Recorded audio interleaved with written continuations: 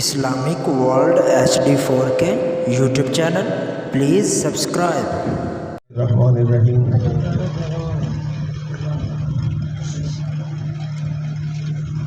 قال اللہ تبارک و تعالی فی مقامہ المجید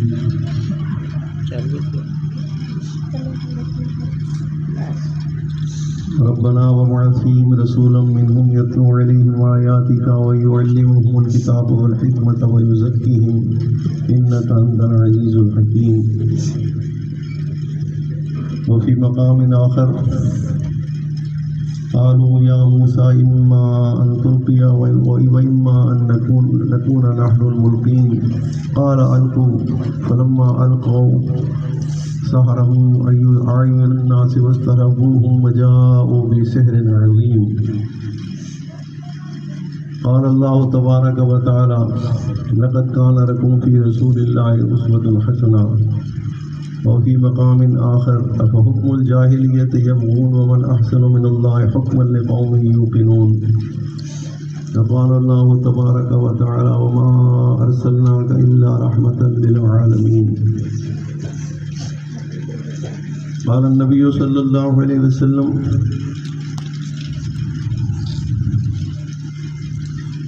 انما بعثت الى الخلق كافة او كما قال رسول الله صلى الله عليه وسلم.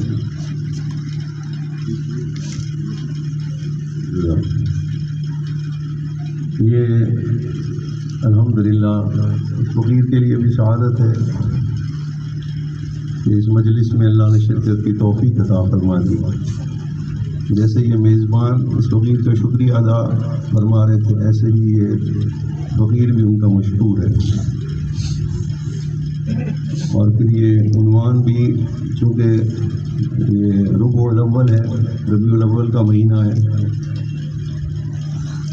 تو اس مہینے کے مناسبت سے جیسے حضرت مولانا نے فرمایا کہ یہ سیرت کانفرنس کے عنوان سے یہ بات رکھی گئی ہے،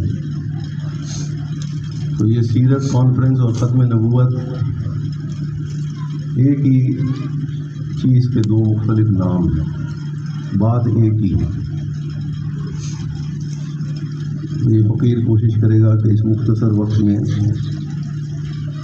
اس دور کے اندر جو امت اپنے نبی کو بھولنے لگ گئی ہے اس کا سبق یاد دلانے کی کوشش کی ہے. حضرت ابراہیم علیہ السلام کی دعا قرآن مجید میں اللہ تعالیٰ نے نقل فرمائی. جب انہوں نے بیت اللہ کی تعمیر فرما دی تو انہوں نے فرمایا کہ یا اللہ یہ گھر تو بن گیا، گھر والا بھی بھیج دے، ایسا گھر والا جو قیامت تک آپ کے گھر کی حفاظت کرے. اور اللہ گھر والے تو آ رہے تھے، حضرت ابراہیم علیہ السلام بھی گھر والے تھے اللہ کے، لیکن فرمایا کہ اس ایسے گھر والے کو بھیج جو گھر والا قیامت تک تیرے اس گھر کی حفاظت کرے. حالانکہ حضرت ابراہیم علیہ السلام کے بعد پھر بنی اسرائیل کے بہت سارے پیغمبر تشریف لائے، پھر اس کے بعد نصارہ کے پیغمبر حضرت عیسیٰ علیہ السلام تشریف لائے، پھر 600 سال کا وقفہ فترت کا زمانہ گزرا. تو یہ دعا حضرت ابراہیم علیہ السلام کی جو تھی وہ اللہ تعالیٰ نے نقل فرمائی. تو اس میں 4 باتیں انہوں نے فرمائیں کہ ایسا رسول بھی جو تیری باتیں لوگوں کو سنائے، تیرا کلام پڑھ کے لوگوں کو سنائے، اور اس کے مطابق جو اعمال کرنے ان اعمال کا طریقہ بھی ان کو بتائے، اور ان اعمال کے فائدے بھی ان کو سمجھائے. حکمت کہتے تو سنت کو ہے، کیونکہ سنت اور فائدہ ایک ہی چیز کے دو نام ہیں. سنت کے اندر وہ فائدہ چھپا ہوا ہے جو انسان کی عقل جس فائدے کو نہیں پہنچ سکتی، اس لیے اس کو حکمت کہا. دوسری جگہ فرمایا وَمَن یُؤْتَ الْحِکْمَةَ فَقَدْ أُوتِیَ خَیْرًا کَثِیرًا. جس کو سنت کی خوبصورتی اور بلندی سمجھ میں آ گئی اس کو اللہ نے دنیا میں بہت بڑی بھلائی عطا فرمائی.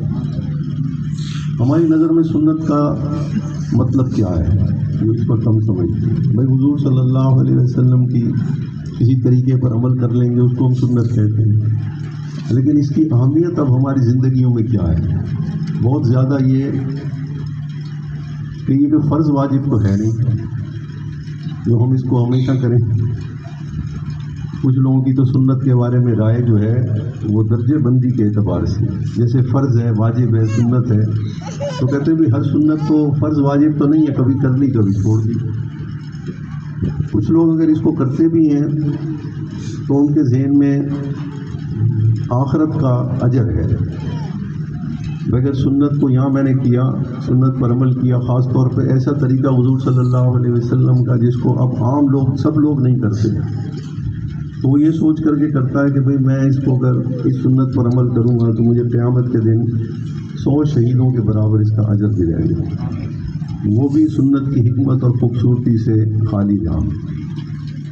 اگرچہ اس کا عقیدہ تو ٹھیک ہے، اجر بھی اس کو اتنا ہی ملے گا انشاءاللہ، لیکن دنیا میں جو حضرت ابراہیم علیہ السلام کی دعا تھی اس کی بلندی وہ نہ سمجھ سکا، اور یہی سیرت اور ختم نبوت کا مطلب ہے، کیونکہ ختم نبوت کا مطلب ہے کہ اب جو اللہ تعالیٰ کی طرف سے انسانوں کے پاس جو پیغام آنا تھا وہ آ چکا، مزید اب پیغام نہیں آنا۔ وجہ اس کی یہ ہے کہ مزید پیغام کی اب انسانیت کو ضرورت ہی نہیں رہی، وہ پیغام اتنا مکمل ہے اور ہر زمانے میں اس کا اثر ایسا ہی طاقتور ہے جیسے خود حضور صلی اللہ علیہ وسلم کے زمانے میں تھا۔ یہ ہے اس کا مطلب، اس لیے ضرورت ہی نہیں ہے۔ جو فائدہ سنت پر عمل کرنے کا صحابہ نے اس دنیا کے اندر دیکھا اور پایا، وہی فائدہ آج کے اس دور میں بھی اور قیامت تک بھی جو شخص بھی حضور صلی اللہ علیہ وسلم کی سنت پر اس سوچ کے ساتھ عمل کرے گا جیسے صحابہ نے سوچا اور سمجھا یا اولیاء اللہ نے سوچا اور سمجھا، تو اس کو بھی دنیا کے اندر اس سنت کا فائدہ اور حکمت اللہ تعالیٰ اس کو دنیا کے اندر ہی وہ دکھا دیں گے۔ تو یہ ختم نبوت کا مطلب یہ ہے جو عام طور پر، اور اس کی حفاظت جو ہے وہ 2 طبقے امت کے کر رہے ہیں حقیقت میں۔ ختم نبوت کی حفاظت یعنی حضور صلی اللہ علیہ وسلم کے آخری پیغام اور آخری خبر کی حفاظت جو ہے وہ امت کے اندر 2 طبقے کر رہے ہیں۔ ایک تو علماء کا طبقہ کر رہا ہے کیونکہ اس نے حضور صلی اللہ علیہ وسلم کی خبر کے الفاظ کو محفوظ رکھا، جس کو ہم دینی تعلیم کہتے ہیں، اور دوسرا طبقہ اولیاء اللہ کا ہے جنہوں نے حضور صلی اللہ علیہ وسلم کے اعمال کو محفوظ رکھا ہو، کیونکہ حضور صلی اللہ علیہ وسلم نے یہ فرمایا تھا کہ میں تمہارے اندر 2 چیزیں چھوڑ کے جا رہا ہوں، اگر اس کو مضبوطی سے پکڑ کے رکھو گے تو کبھی بھی گمراہ نہیں ہوگے، ایک اللہ کی کتاب اور ایک اس پر چلنے کا طریقہ، میری سنت۔ اس اعتبار سے اس امت کے اندر اللہ تعالیٰ نے حضور صلی اللہ علیہ وسلم کی ختم نبوت کی یعنی آپ کی خبر کو بھی اور آپ کی خبر پر عمل کرنے سے جو اثرات ظاہر ہونے تھے وہ اللہ تعالیٰ نے امت کے اندر ان 2 طبقات کے ذریعے قائم رکھے اور رہیں گے۔ اور سیرت کا بھی یہی مطلب ہے کہ سیرت کا مطلب ہے کہ حضور صلی اللہ علیہ وسلم کے جو اعمال تھے ان کا فائدہ، اثرات کا مطلب ہے فائدہ، دنیا کے اندر جو ان کا فائدہ حاصل ہونا ہے وہ ویسے ہی فائدہ حاصل ہوگا آج بھی حضور صلی اللہ علیہ وسلم کی کسی سنت پر عمل کرنے سے جو حضور صلی اللہ علیہ وسلم کے دور میں ہوا تھا۔ تو اس وقت یہ فقیر چاہتا ہے کہ وہ عنوان، وہ الفاظ کے ذریعے سنت اور سیرت کو اس مختصر مجلس میں سمجھانے کی کوشش کی جائے، جو الفاظ اللہ تعالیٰ نے سنت کی خوبصورتی کے لیے اپنے کلام میں بیان فرمائے۔ اس وقت غلبہ جو ہے وہ عقل کا غلبہ ہے۔ مسلمان دنیاوی تعلیم زیادہ حاصل کر رہے ہیں یا دین کی تعلیم؟ دنیاوی۔ تو دنیا کی تعلیم کا تعلق عقل سے ہے یا نقل سے ہے؟ عقل سے۔ تو غلبہ اس وقت مسلمانوں کے اندر کون سی تعلیم کا ہے؟ دنیا کی تعلیم ہے، اور اس دنیا کی تعلیم اتنی زیادہ مسلمانوں کے ذہن میں یہ غلبہ کر گئی ہے، ایسے چھا گئی ہے ہمارے ذہنوں کے اندر کہ اب ہم دنیا کی تعلیم کو اعلیٰ تعلیم کہنے لگے۔ تو دین کی تعلیم ہماری نظر میں اور سنت کی حیثیت کیا رہ گئی؟ اعلیٰ یا ادنا؟ اگر یہ اعلیٰ ہوتی تو ہم اپنے بچوں کو پہلے کہاں بھیجتے؟ فرض علم پڑھانے کے لیے، عالم بنانے کے لیے نہیں، فرض علم پڑھانے کے لیے کہ ایک مسلمان کو اللہ کی کتاب اور حضور صلی اللہ علیہ وسلم کی زندگی کے وہ حصے جو اس نے ساری زندگی جس پر عمل کرنا ہے، کم از کم وہ تو اس کو پڑھا لیا جائے. تو یہ اتنی زیادہ عقل کی تعلیم جو ہے، دنیا کی تعلیم ہمارے ذہنوں پہ اتنی چھا گئی. تو اب خود سوچیے کہ وہ حکمتیں ہمیں کہاں نظر آئیں گی. اس کا نقصان ہمیں کیا ہوا کہ آج مسلمان اگر کسی سنت کو اختیار کرتا ہے تو اس کا اجر، اس کا فائدہ دنیا میں سوچ کر کے کرتا ہے یا آخرت میں؟ کیوں بھائی؟ آخرت میں. تو یہ ہماری آخرت میں تو اجر ملنا ہے، اور دنیا میں اس کا جو فائدہ ہے وہ نقد ملنا ہے.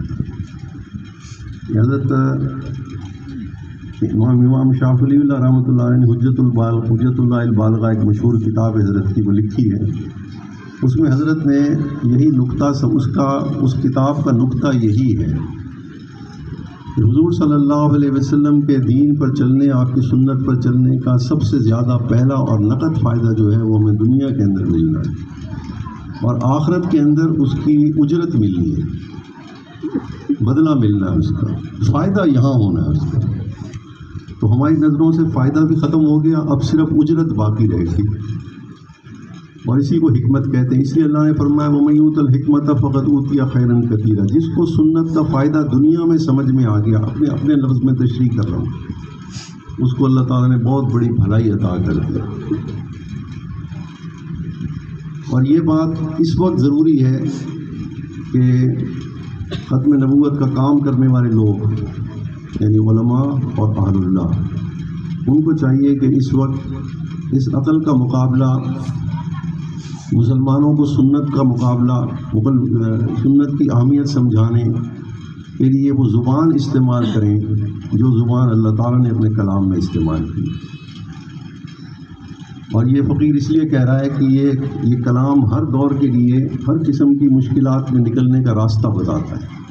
مسلمانوں کے اندر جب بھی کوئی خرابی پیدا ہو جائے ان کی سوچ میں، تو اس کلام کے اندر یہ قوت ہے، طاقت ہے کہ یہ ان کی اس غلط فہمی کو دور کرنے کا راستہ قرآن نے الفاظ ہر جگہ پہ ایسے استعمال کیے کہ ہر دور کے لیے جیسا فتنہ ہوگا ویسے ہی الفاظ جو ہیں وہ اس کا مقابلہ کریں گے. اور ایک واقعہ اس فقیر نے ایک اور آیت بھی پڑھی، وہ طریقہ کار اللہ تعالیٰ ہمیں سمجھا رہے ہیں اس امت کے علماء کو اور اولیاء اللہ.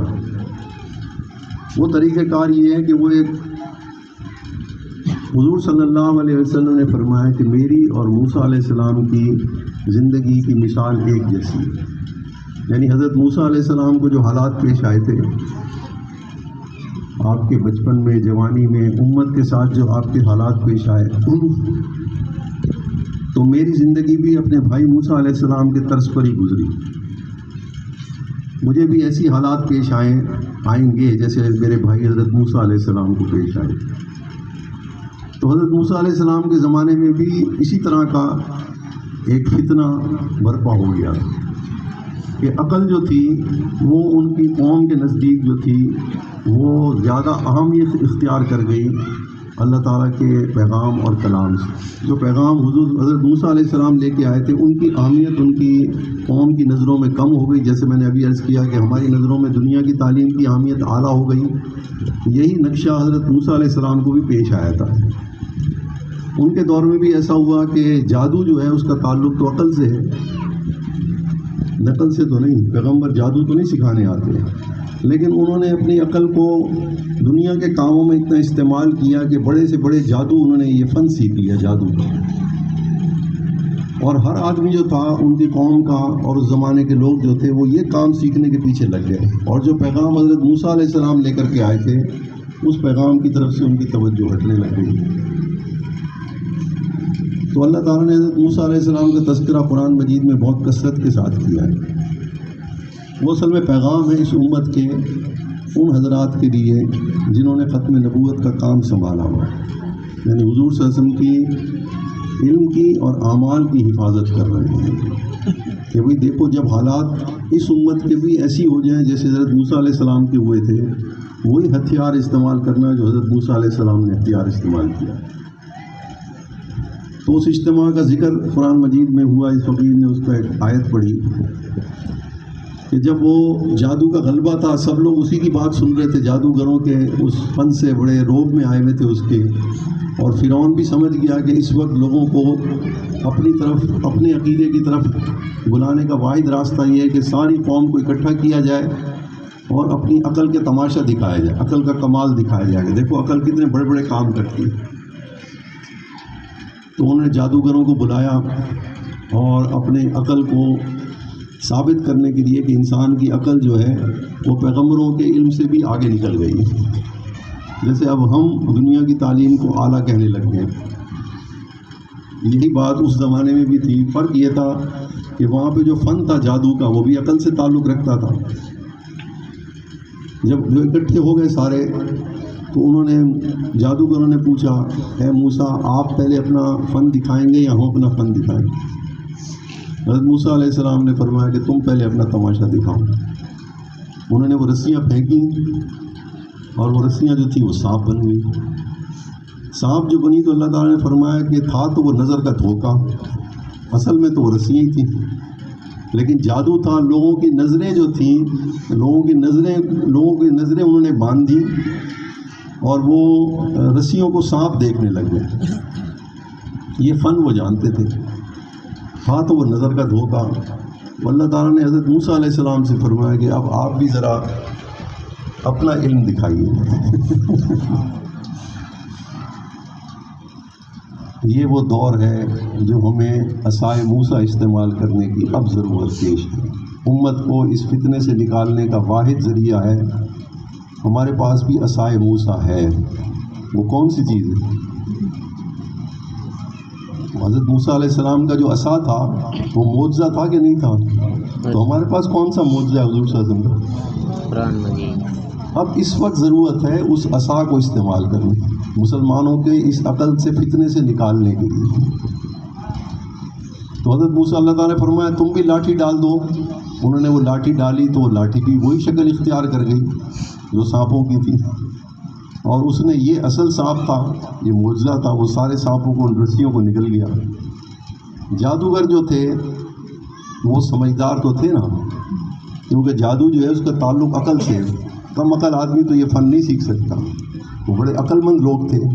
وہ فوراً پہچان گئے کہ یہ عقل سے اونچا کوئی علم ہے، یہ جادو نہیں ہے. اس کا تعلق جادو سے نہیں ہے، یہ کوئی سچی چیز ہے. تو جتنا عقل مند آدمی زیادہ ہوتا ہے وہ حق اور باطل کو فوراً پہچان لیتا ہے. جب اس کے سامنے حق آتا ہے وہ فوراً پہچان لے. اس لیے انہوں نے فوراً کلمہ پڑھ لی، حق کو پہچان لیا. تو اب یہ دور بھی وہی ہے کہ ہم مسلمانوں کے ذہن سے یہ کیسے نکالیں کہ بھئی دنیا کی تعلیم اعلیٰ ہے یا حضور صلی اللہ علیہ وسلم کی سنت اعلیٰ ہے. بات اصل میں سمجھانا فقیر یہ چاہ رہا ہے کہ آج کے دور میں بھی حضور صلی اللہ علیہ وسلم کی سنت جو ہے وہ عصائے موسیٰ والا کام کر رہی ہے، یا ہماری عقل جو ہے وہ جو سوچ رہی ہے ہمارے فائدے کی باتیں وہ زیادہ بہتر ہے.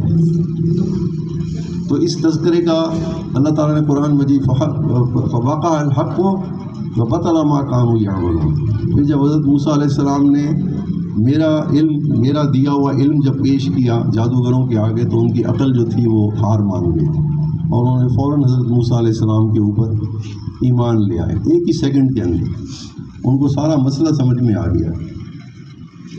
اس وقت بھی امت کو حضور صلی اللہ علیہ وسلم کی سنت سمجھانے کے لیے وہ الفاظ استعمال کرنے ضروری ہیں جو قرآن نے خود استعمال کیے. دنیا کے اندر جو الفاظ استعمال کیے اللہ تعالیٰ نے کلام مجید میں حضور صلی اللہ علیہ وسلم کی سنت کو سمجھانے کے لیے، یہ فقیر صرف ایک مسئلہ سمجھائے گا بس رہنمائی کے لیے. الحمدللہ علماء تشریف فرمائے اس مجلس کے اندر، اور یہ شاید انہی کا فیض ہے کہ اس فقیر کو اللہ تعالیٰ نے اس موضوع کی طرف متوجہ کیا، ورنہ بات تو کچھ اور کرنے کا ارادہ تھا، لیکن علماء حضرات کی صحبت کی برکت سے اللہ تعالیٰ نے شاید یہ بات کہلوانی ہے. تو اللہ تعالیٰ نے حضور صلی اللہ علیہ وسلم کے بارے میں قرآن مجید میں اور بہت سے الفاظ استعمال فرمائے، لیکن 3 جگہ پہ اس فقیر نے قرآن کے وہ الفاظ استعمال فرمائے کیے جو اللہ تعالیٰ نے اس دنیا کے اندر اپنی کتاب اور حضور صلی اللہ علیہ وسلم کی سنت کا فائدہ اس دنیا کے اندر مسلمانوں کو سمجھانے کے لیے استعمال کیا. ایک تو فرمایا وما ارسلناک الا رحمۃ للعالمین، میں نے اپنا ایسا نبی بھیجا ہے جو صرف انسانوں کے لیے نہیں، دنیا کے لیے نہیں، بلکہ اس کا طریقہ، اس کا علم، اس کا عمل سارے جہانوں کے لیے رحمت ہی رحمت ہے. ایک تو اللہ تعالیٰ نے یہ الفاظ استعمال کیے، تو یہ رحمت حضور صلی اللہ علیہ وسلم کے طریقے پر عمل کرنے سے یہاں ملے گی یا آخرت میں ملے گی؟ کیونکہ اس قیامت کے دن جہان ہوں گے باقی نہیں. وما ارسلناک الا رحمۃ للعالمین، کہ میرے نبی کا طریقہ، میرے نبی کی سنت اور میرے احکامات جو میں نے بھیجے ہیں، نبی کو دیے ہیں، وہ سب کے سب اس جہاں پوری کائنات کے لیے رحمت ہی رحمت ہے. تو معلوم یہ ہوا کہ جو آدمی حضور صلی اللہ تعالیٰ کی کتاب پر اس صحیح مان کر اس پر عمل کرے گا اور حضور صلی اللہ علیہ وسلم کے طریقے کو مان کے عمل کرے گا، تو اس پر بھی رحمت کا نزول اس دنیا میں ایسے ہی ہوگا جیسے یہ کلام اترتے وقت ہوا تھا. دوسرا اللہ تعالیٰ نے ایک لفظ استعمال فرمایا اپنے لیے اور حضور صلی اللہ علیہ وسلم کے، کیونکہ اللہ تعالیٰ نے حضور صلی اللہ علیہ وسلم فرمایا میں دو چیزیں تم میں چھوڑی جا رہا ہوں، اللہ کی کتاب اور اپنا طریقہ. تو اللہ تعالیٰ نے اپنی کتاب کے احکامات کے لیے ایک لفظ استعمال کیا، افحکم الجاہلیت یبغون، ابھی بھی تم جاہلوں والی باتیں کر رہے ہو. تو یہ جاہل کس کو کہا قرآن نے؟ عقل مندوں کو یا دین کا علم رکھنے والوں کو؟ عقل، جو عقل کے پیچھے چلتے ہیں ان کو قرآن نے جاہل کہا. فرمایا ومن احسن من اللہ حکما لقوم یوقنون، اللہ کے حکم سے زیادہ خوبصورت بھی کوئی حکم ہو سکتا ہے؟ عقل تو ایسا حکم لا ہی نہیں سکتی. ساری دنیا کے عقل مند مل بھی جائیں تو اللہ کے ایک حکم جیسا کوئی خوبصورت حکم بنا ہی نہیں سکتی عقلیں. کہ اللہ تعالیٰ متوجہ فرما رہے ہیں عقل والوں کو، افحکم الجاہلیت یبغون، تم اپنی عقلیں استعمال کر کے کوئی ایسا خوبصورت حکم تو لے کے آؤ ایک جو میں نے انسانوں کے فائدے کے لیے، جس کی خوبصورتی اور اس کے اثرات میں نے دنیا کے اندر دیے. تو اللہ تعالیٰ ایک چیلنج دے رہے ہیں. پھر نبی کے بارے میں فرما رہے ہیں علیہ الصلوۃ والسلام کے بارے میں، لقد کان لکم فی رسول اللہ اسوۃ حسنہ، میرے نبی کی چال تو ذرا دیکھو، طریقہ تو دیکھو زندگی گزارنے کا، ایسا خوبصورت طریقہ تو ذرا لے کر کے آؤ، اس سے زیادہ خوبصورت طریقہ. تو یہ خوبصورتی دنیا میں اللہ دکھانا چاہ رہے ہیں یا آخرت میں؟ تو ہم یہ بھول گئے نا، ہم یہ لفظ بھول گئے. ہم نے سمجھا کہ سنت پر عمل کرنے کا فائدہ کہاں ہوگا؟ میں اگر داڑھی رکھوں گا تو اس کا فائدہ کہاں ہوگا؟ آخرت میں. یہ ہم سبق بھول گئے. تو اللہ تعالیٰ نے اس کلام کی خوبصورتی یہ ہے کہ جب امت اس حکم کی، اللہ تعالیٰ کی کتاب کی وہ بلندی کی طرف سے توجہ ہٹا لے، حضور صلی اللہ علیہ وسلم کی سیرت اور آپ کے طریقے کی بلندی کی طرف سے توجہ ہٹا لے اور اس کو ہلکا سمجھنے لگ جائے، کیونکہ اب ہم آخرت کی وجہ سے سنت کو ہلکا سمجھتے ہیں. ایسا ہے کہ نہیں بھئی؟ اب ہم سنت کو پر اختیار کرتے ہیں اپنی مرضی سے، جی چاہے تو کر لیتے ہیں، نہیں چاہے تو نہیں کرتے. تو یہ ہلکا سمجھنا ہوا یا خوبصورت سمجھنا ہوا؟ اگر ہماری نظر میں یہ خوبصورت ہوتی تو پھر ہم کسی سنت کو چھوڑتے نہیں چھوڑتے. تو یہ فقیر یہ بات سمجھانا چاہ رہا ہے کہ اس وقت ہمیں اپنے الفاظ تبدیل کرنے، الفاظ وہ جو قرآن نے خود بیان کیے ہیں مختلف دور کے اندر اپنے نبی اور اپنے حکموں کی خود کو سمجھانے کے لیے. جب جیسا فتنہ آتا ہے ویسے ہی اللہ تعالیٰ اپنے کلام کے الفاظ بدل لیتے ہیں، اور ہر قسم کے فتنے کے لیے اللہ تعالیٰ نے کلام میں الفاظ الگ الگ استعمال فرمائے. اس وقت جو ہے وہ حسنہ کی ضرورت ہے. حضور صلی اللہ علیہ وسلم کے طریقے کو دنیا میں خوبصورت دیکھنے کی ضرورت ہے. وہ بینائی چاہیے، وہ نظر چاہیے جو حضور صلی اللہ علیہ وسلم کے طریقوں کو دنیا کے اندر ہی خوبصورت دیکھنے لگ جائے.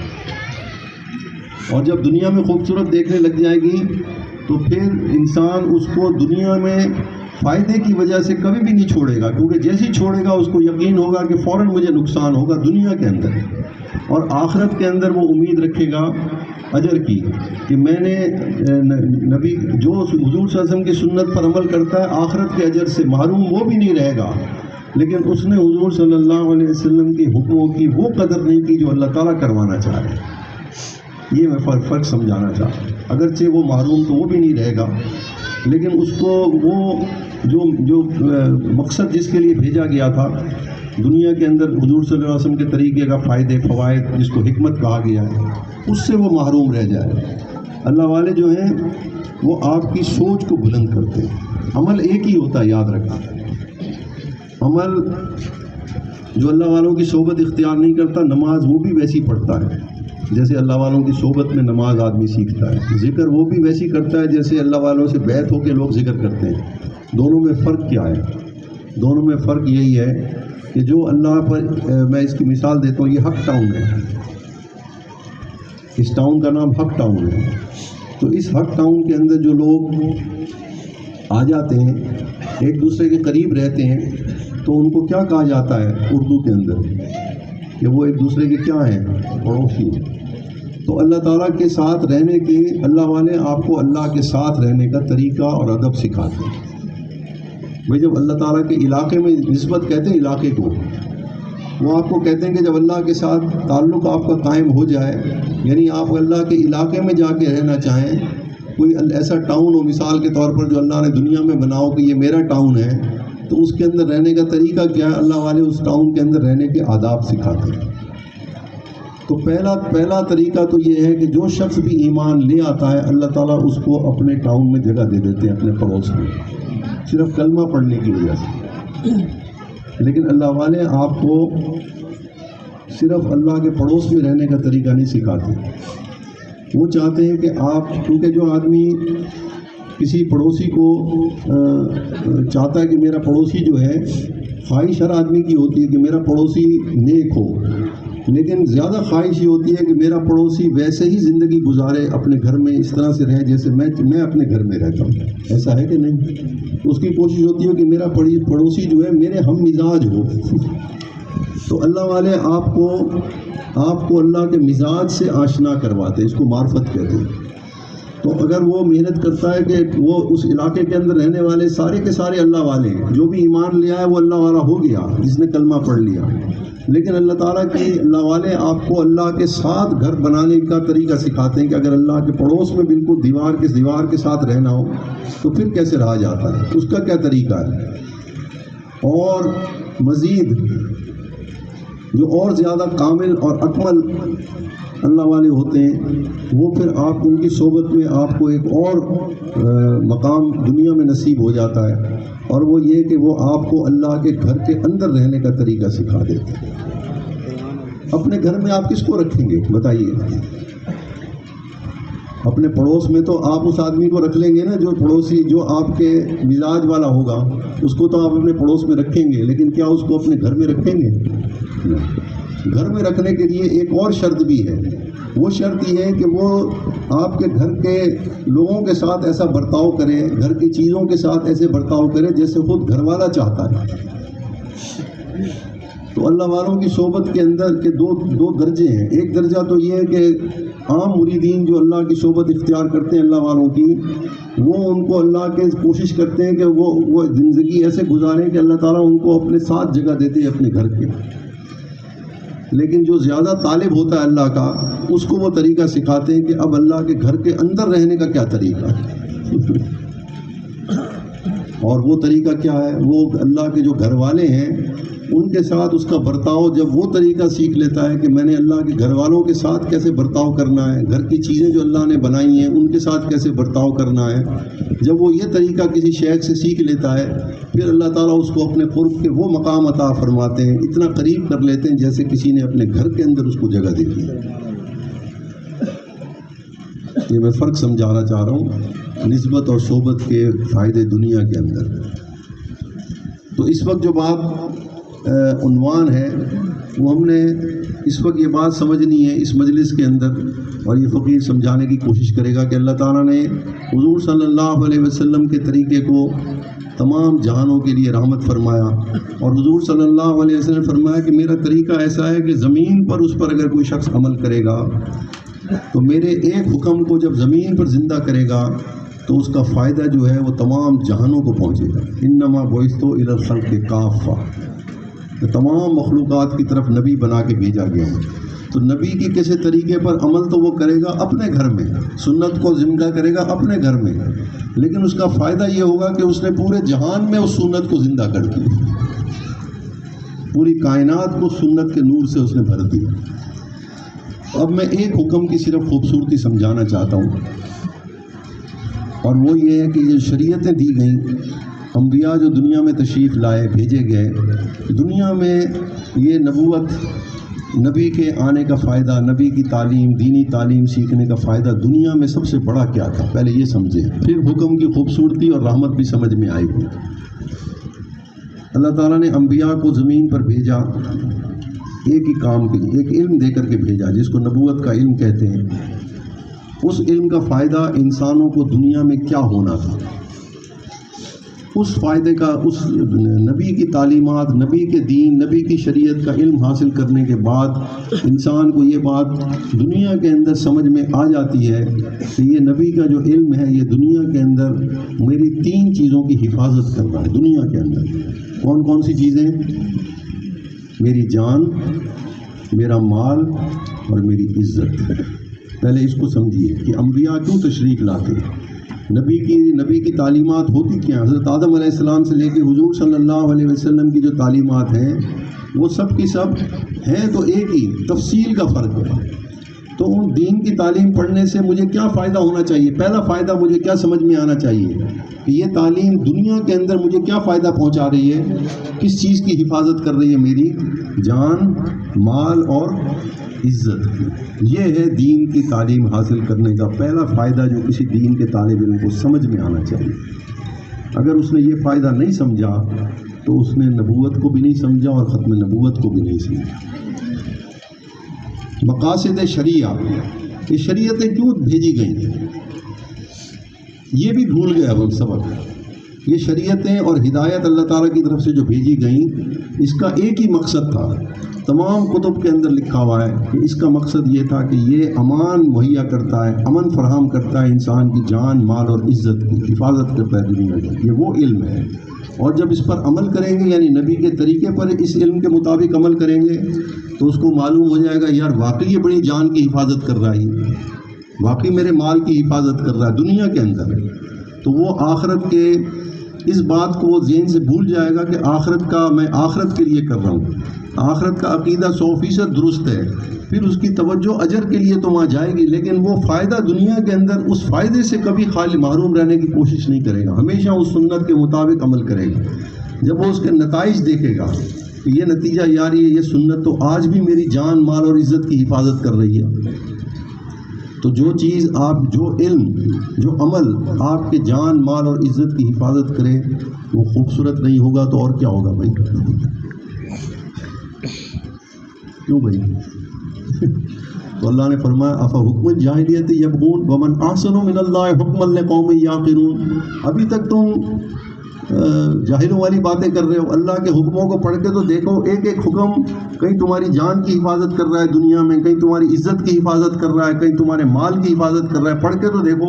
تو جو چیز تمہارے دنیا میں جان، مال، عزت کی حفاظت کر رہی ہے اس سے خوبصورت حکم لا کے تو دکھاؤ۔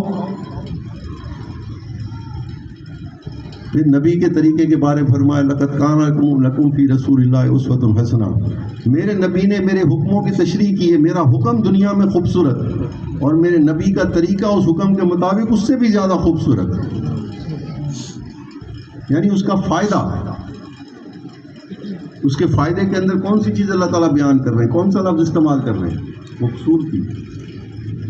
تو جب انسان کو اللہ کے حکم اور حضور صلی اللہ علیہ وسلم کی خوبصورتی دنیا میں نظر آنے لگ جائے اور اس سے زیادہ اس کی عقل اس سے زیادہ خوبصورتی کو ڈھونڈ ہی نہ سکے استعمال کرنے کے باوجود، تو پھر وہ مجبوراً اللہ اور اللہ کے رسول کے مطابق اس زندگی کو گزارے گا یا اس کو چھوڑنا پسند کرے گا۔ تو جب مقاصد شریعہ سمجھ میں، اگر میں آپ کو سمجھا سکا کہ دین، ہدایت اور شریعت کیوں بھیجی گئی ہے دنیا میں، یہ حسنہ کو سمجھنے کے لیے اور رحمت کو سمجھنے کے لیے، جو چیز آپ کی جان، مال اور عزت کی حفاظت کر رہے اس سے زیادہ اللہ تعالیٰ کی رحمت کی اور کون سی چیز ہو سکتی ہے بندے کے لیے دنیا میں۔ تو اللہ تعالیٰ نے جان کی حفاظت کا میں صرف ایک حکم اور حضور صلی اللہ علیہ وسلم کی سنت سمجھانا چاہتا ہوں، بس ایک حکم۔ جان کی حفاظت اللہ تعالیٰ نے اس دنیا میں انسانوں کی کیسے کی؟ یا ایھا الناس کلوا مما فی الارض حلالا طیبا، اے انسانوں کھاؤ اور پیو زمین کے اوپر جو کچھ میں نے تمہارے لیے پیدا کیا ہے، لیکن ان میں سے جو چیزیں میں نے اپنے نبیوں کے ذریعے جن کو حلال کہا ہے، حلال غذا اور حلال طریقے سے کمانا، وہ کھانا، کیونکہ اگر حرام کھاؤ گے تو کیا ہوگا؟ نقصان کس چیز کا ہوگا؟ جان کا نقصان ہوگا، تمہاری جان کا نقصان ہوگا حرام کھانے سے۔ جیسے شراب پینے سے انسان کی عقل ٹھکانے رہتی ہے، کوئی اور نشاور چیز کا، اس کا تعلق بھی تو کھانے پینے سے ہے کہ نہیں؟ تو شریعت جو ہے وہ حفاظت کر رہی ہے ہماری جان کی، ہماری مال کی، ہماری عزت کی۔ تو شریعت کے احکامات میں سے صرف ایک حکم سمجھانے کی میں کوشش کروں گا اس مجلس میں، کہ اللہ تعالیٰ نے فرمایا کہ انسان اور تمام انسانوں کو حکم دیا کہ کھاؤ جو کچھ میں نے زمین میں پیدا کیا ہے، لیکن جو میں نے نبیوں کے ذریعے جس غذا کو حلال کہا ہے وہ کھاؤ، وہ تمہارے جسم کو طاقت دیں گی اور حفاظت کریں گی تمہاری۔ اگر اس کو چھوڑ دو گے تو پھر شیطان تمہارے اوپر اللہ تعالیٰ کے علم میں خلل ڈالنے لگ جائے گا، اور حرام کو تمہاری نظروں میں فائدہ مند ثابت کر کے تمہاری جان کو اور زیادہ نقصان پہنچا دے گا۔ پھر اللہ تعالیٰ نے صرف اسی پر بس نہیں کی، فرمایا کلوا واشربوا ولا تسرفوا، کھاؤ پیو لیکن حلال بھی اتنا زیادہ نہ کھا پی لینا کہ بیمار ہو جاؤ، زیادتی نہ کرنا کھانے پینے میں۔ اب ہماری بیماری کا سبب اس حکم سے منہ پھیرنا ہے یا اور کچھ ہے؟ ہم نے اللہ کے اس حکم کو، ہم نے عقل کو ترجیح دی اس حکم کے اوپر، یا اللہ کے حکم کو خوبصورت سمجھا؟ اور تصرفو کا مطلب کیا ہے؟ تصرفو کا مطلب حضور صلی اللہ علیہ وسلم سمجھا رہے ہیں ابھی سنتوں کے ذریعے، بھائی کھاؤ پیو لیکن زیادتی نہ کرو کھانے پینے کے اندر۔ تیسری جگہ فرمایا کلوا واشربوا من رزق اللہ ولا تعثوا فی الارض مفسدین، کھاؤ اور پیو جو زمین میں نے پیدا کیا ہے تمہارے لیے حلال میں سے، لیکن دیکھنا کھا پی کر کے لڑنے جھگڑنے نہ لگ جانا۔ زیادہ کھانا پینا بھی کس چیز کا سبب بنتا ہے؟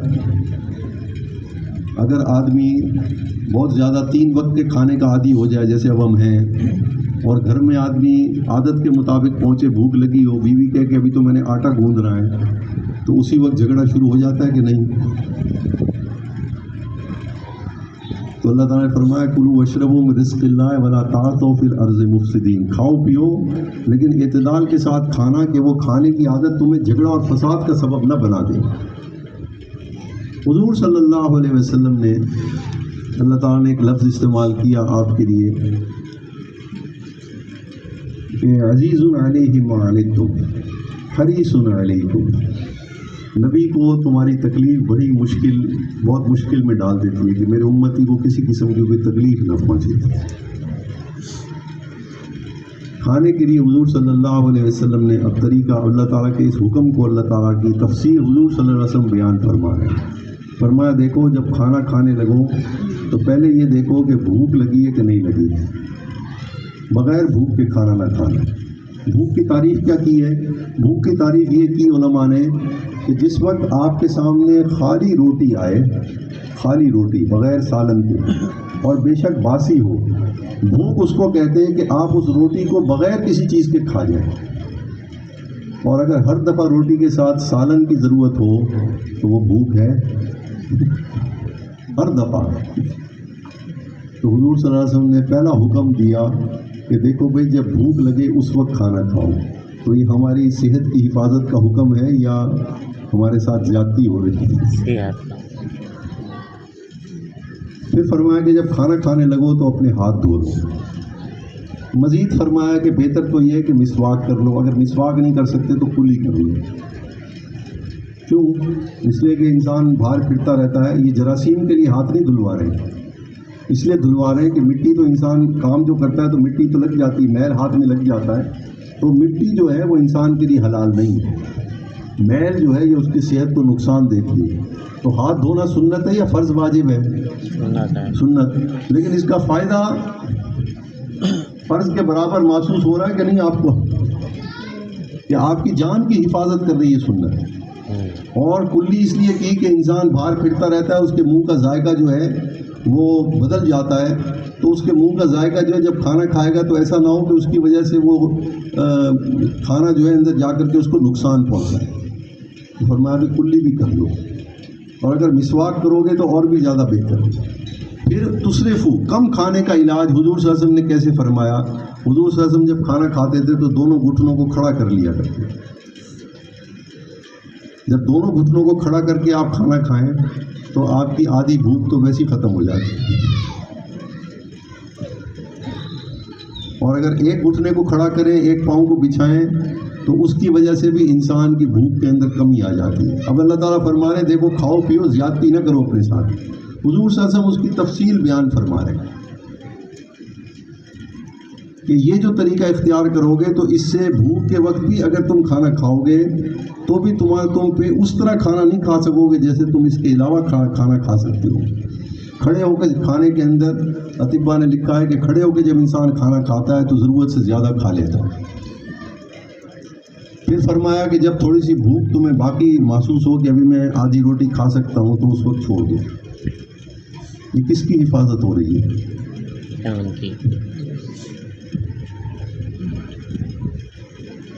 پھر فرمایا کھانا کھانے کے بعد اور ایک اور اس سے بھی بڑا فائدہ، کیونکہ حکمت فرمایا نا، حکمت کو سنت فرمایا. اور حکمت اس سنت کے اندر حکمت کا مطلب یہ ہے کہ وہ فائدے جس کو انسان کی عقل پہنچ ہی نہیں سکتی، وہ فائدہ بھی اس حکمت کے اندر شامل ہے. فرمایا کھانا کھانے سے پہلے لقمے کے اوپر اور پانی کے اوپر اللہ کا نام لے لیا کرو، بسم اللہ پڑھ لیا کرو. اس کا فائدہ کیا فرمایا؟ اس کا فائدہ یہ فرمایا ہے کہ ہر وہ چیز جو انسان کھاتا اور پیتا ہے حلال میں سے، حضور صلی اللہ علیہ وسلم نے دوسری جگہ اس کی تفصیل بیان فرمائی کہ جو چیز ہم کھاتے ہیں تو وہ لقمہ انسان کے اندر جانے سے پہلے اللہ تعالیٰ سے اجازت طلب کرتا ہے کہ یا اللہ میں اس کے جسم میں جا کے بیماری پیدا کروں یا صحت کا سبب بنوں. یہ فائدہ عقل سمجھا سکتی ہے؟ وہ تو صرف یہ دیکھ رہی ہے کہ یہ غذا ہے اور طاقتور ہے، وہ تو صرف عقل تو یہ دیکھ رہی ہے. لیکن اس کھانے کے اندر جو اللہ نے نقصان اور فائدہ رکھا ہے وہ یا کھانا جانتا ہے یا اللہ جانتا ہے، وہ بندے کی عقل نہیں جانتی. تو بسم اللہ کی حکمتیں فرمائیں کہ جب انسان بسم اللہ پڑھتا ہے تو کھانے میں برکت ہو جاتی. برکت کا کیا مطلب؟ برکت کا مطلب وہ فائدہ جو صرف اللہ جانتے ہیں. انسان کی عقل کو وہ فائدہ اللہ نے سمجھایا ہی نہیں، اس کو برکت کہتے ہیں. تو فرمایا جب تم کھانے پر اور پانی پر بسم اللہ پڑھو گے، اس کھانے اور پانی کا وہ فائدہ اللہ تعالیٰ تمہیں پہنچائیں گے جو ساری زندگی تم ریسرچ کرتے رہو گے تو اس کی فائدے تک نہیں پہنچ سکتے. اس کو برکت کہتے ہیں. اور آخر میں الحمدللہ پڑھنے کا کیا فائدہ ہوا کہ جو تھوڑے بہت اثرات تھے بھی صحیح، اس کے نقصان کے وہ بھی اللہ تعالیٰ نے محفوظ کر دیے. پھر فرمایا کہ جب کھانا کھا لو تو برتن کو صاف کرو. یہ فرض واجب ہے یا سنت ہے بھائی؟ لیکن اس کا فائدہ انسان کی عقل نہیں پہنچ سکتی اس فائدے. حضور صلی اللہ علیہ وسلم نے فرمایا کہ جب تم برتن کو صاف کرو گے تو برتن تمہاری مغفرت کی دعا کرے گا، شکریہ ادا کرے گا تمہارا. یہ انسان کی عقل وہاں تک پہنچ سکتی ہے اس فائدے تک کہ برتن کا تعلق دعا سے کیسے ہو گیا، تو بے جان چیز ہے یہ، کیسے دعا دے گی.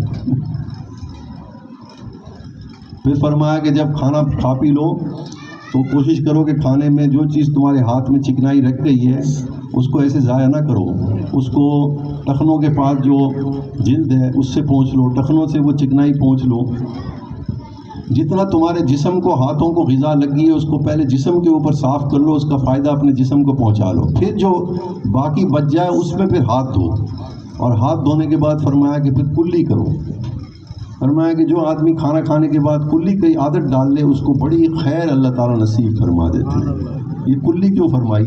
اس لیے کہ کھانا کھانے کے بعد انسان کے منہ کے اندر کھانے کے ذرات باقی رہ جاتے ہیں کہ نہیں رہ جاتے ہیں، تو وہ جب گلیں گے سڑیں گے تو کس چیز کو نقصان دیں گے؟ جان کو.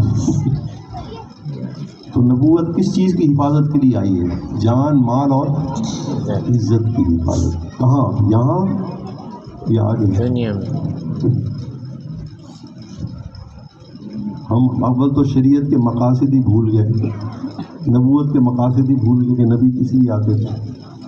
تو پھر ہمیں یہ باتیں کہاں سے سمجھ میں آئیں گی؟ تو اب لقد کان لکم فی رسول اللہ اسوۃ حسنہ کی بات سمجھ میں آئی کہ نہیں؟ کہ میرے نبی کے ہر طریقے کے اندر خوبصورتی ہے، وہ ایسا فائدہ ہے تمہارے لیے کہ تمہاری عقل وہاں تک پہنچ ہی نہیں سکتی۔ اور یہ جو فرمایا کہ یہ ختم نبوت کی کام کرنے کا اصل وقت ہے، کیونکہ اس وقت امت حضور مقام نبوت کو بھول چکی ہے، یعنی سنت کی اہمیت کو بھول چکی ہے۔ ہمارے نظر میں حضور صلی اللہ علیہ وسلم کا وہ مقام نہیں رہا اہمیت کے اعتبار سے جو ہونا چاہیے تھا، کیونکہ اس کا اثر یہ ہے کہ ہم نے سنتوں کو ہلکا سمجھ لیا، حضور صلی اللہ علیہ وسلم کے طریقوں کو ہلکا سمجھ لیا، اس کو ہم نے احکامات کے ترازو میں تولنا شروع کر دیا، فرض واجب کے مقابلے میں سنت کو تولنا شروع کر دیا، اللہ تعالیٰ کے کلام سے سنت کی خوبصورتی اور دنیا کا فائدہ نہیں سمجھا۔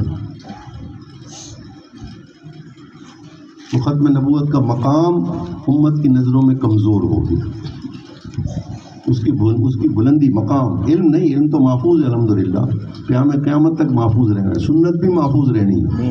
اس لیے فرمایا کہ جو آدمی میرے طریقے کو ایسے وقت میں زندہ کرے گا جب لوگ اس طریقے کو بھول چکے ہوں گے، جب فساد کا طریقہ ہوگا، میری ہر سنت جان مال اور عزت کے نقصان سے بچانے کے لیے آئی ہے، جب انسان میری سنت کو چھوڑے گا یا اس کی جان کا نقصان ہوگا، جان میں فساد ہوگا، مال میں فساد ہوگا، اس کی عزت میں کمی آئے گی، جب لوگ میری سنتوں کو چھوڑ دیں گے اور جان مال اور عزت کے نقصان میں مبتلا ہو جائیں گے، اس وقت جو میری سنت کو زندہ کرے گا اس کو 100 شہیدوں کا ثواب ملے گا۔ وہ شہید تو ہے ہی جو جہاد میں شہید ہوا تھا، لیکن یہاں شہید کا معنی گواہ کے بھی ہے، یہاں شہید کا معنی گواہ کا بھی ہے، یعنی حضور صلی اللہ علیہ وسلم اللہ تعالیٰ کی نظر میں وہ مسلمان ایسا ہوگا کہ جیسے اس نے 100 مرتبہ لوگوں کے سامنے قسم کھا کے کہا ہو کہ یہی طریقہ ٹھیک ہے، یہی طریقہ ٹھیک ہے، یہی طریقہ ٹھیک ہے۔ 100 دفعہ اس نے گواہی دی حضور صلی اللہ علیہ وسلم کی سنت کی، اس کو وہ مقام ملے گا اس دور میں۔ آخرت میں تو اس کو 100 شہیدوں کا ثواب ملنا ہے، دنیا میں اس کو 100 شہیدوں کا ثواب کیسے ملے گا؟ کہ اس کو اللہ تعالیٰ 100 شہیدوں کے 100 گواہوں کے برابر اس کی گواہی کو قبول کریں گے ایک سنت کو زندہ کرنے۔ دوسری جگہ فرمایا ومن احیا سنتی عند فساد امتی کمن احیانی، اس نے میری نبوت کو زندہ کیا۔ یہ ضرورت ہے اس وقت امت کی کہ ہمیں چاہیے کہ ہم سنت کی اور اللہ تعالیٰ کے احکامات کو مقاصد شریعہ کی نظر سے سمجھیں۔ دین کی تعلیم، شریعت کی تعلیم، نبی کی تعلیم کس لیے دنیا کے اندر بھیجی گئی؟ دین ہماری جان مال اور عزت کی حفاظت کے لیے بھیجی گئی۔